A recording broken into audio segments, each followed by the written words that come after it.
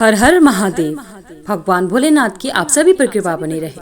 आज की इस वीडियो में हम श्रावण माह के महात्म्य का 11वां अध्याय सुनेंगे। इस अध्याय में हम रोटक तथा उदुम्बर व्रत का वर्णन सुनेंगे। सनत कुमार बोले, हे देव, श्रावण मास के वारों के सभी व्रतों को मैंने आपसे सुना, किंतु आपके वचन अमृत का पान करके मेरी तृप्ति नहीं हो रही है। हे प्रभु, श्रावण के समान अन्य कोई भी मास नहीं है, ऐसा मुझे प्रतीत होता है। अतः आप तिथियों का महात्म्य बताइए।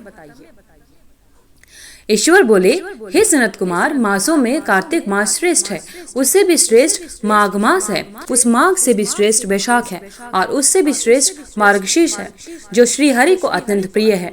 विश्वरूप भगवान से उत्पन्न होने से ये चारों मास मुझे प्रिय है, किंतु 12 मासों में श्रावण तो साक्षात शिव का रूप है। हे सनत कुमार, श्रावण मास में सभी तिथियों तथा सभी तिथियां व्रत युक्त हैं। फिर भी मैं उनमें प्रधान रूप से कुछ उत्तम तिथियों को आपको बताता हूँ। इससे पहले मैं तिथि तथा वार से मिश्रित व्रत आपको बताता हूँ। श्रावण मास में जब प्रतिपदा तिथि में सोमवार हो तो उस महीने में 5 सोमवार पड़ते हैं। उस श्रावण मास में मनुष्यों को रोटक नामक व्रत करना चाहिए। यह रोटक नामक व्रत 3.5 महीने का भी होता है। यह लक्ष्मी की वृद्धि करने वाला तथा सभी मनोरथों की सिद्धि करने वाला है। हे मुने, मैं उसका विधान बताऊंगा, आप सावधान होकर सुनिए। श्रावण माह के शुक्ल पक्ष में प्रतिपदा तिथि को जब सोमवार हो तब विद्वान प्रातः काल यह संकल्प करें, मैं आज से आरंभ करके रोटक व्रत करूंगा। हे सुरश्रेष्ठ, हे जगदोरे, मुझ पर कृपा कीजिए। उसके बाद अखंडित बेल पत्रों तथा तुलसी दलों, नीलोत्पल, कमल पुष्पों, चंपा तथा मालती के पुष्पों, कौविंद पुष्पों, आक के पुष्पों, उस ऋतु तथा काल में होने वाले सभी प्रकार के सुंदर फूलों, धूप, दीप, नैवेद्य तथा अलग अलग प्रकार के फूलों से शूलधारी महादेव की प्रतिदिन पूजा करनी चाहिए। विशेष रूप से रोटकों का प्रधान नैवेद्य अर्पित करना चाहिए। पुरुष के आहार प्रमाण के समान 5 रोटक बनाने चाहिए। बुद्धिमान को चाहिए कि उनमें से 2 रोटक ब्राह्मणों को दे दे, 2 रोटक का स्वयं भोजन करे और 1 रोटक देवता को नैवेद्य के रूप में अर्पित करे।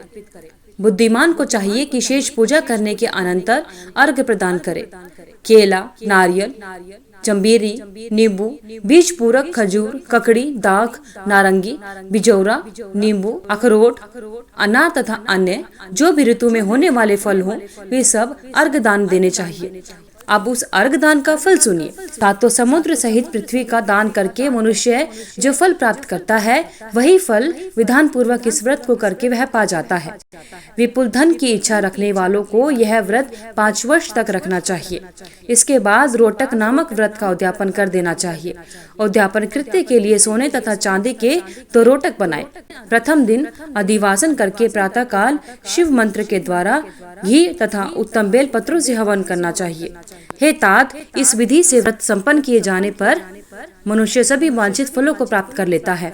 हे सनत कुमार, अब मैं द्वितीया के शुभ व्रत का वर्णन करूंगा, जिसे श्रद्धा पूर्वक करके मनुष्य लक्ष्मीवान तथा पुत्रवान हो जाता है।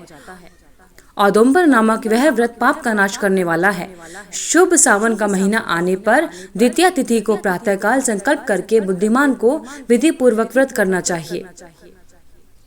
इस व्रत को करने वाला स्त्री हो या पुरुष, वह सभी संपदाओं का पात्र हो जाता है।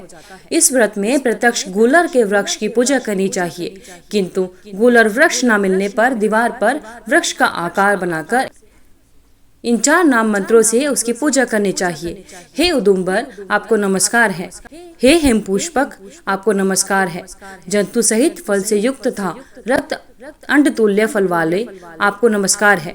इसके अधिदेवता शिव तथा शुक्र की भी पूजा गूलर के वृक्ष में करनी चाहिए। इसके 33 फल लेकर 3 बराबर भागों में बांट लेना चाहिए।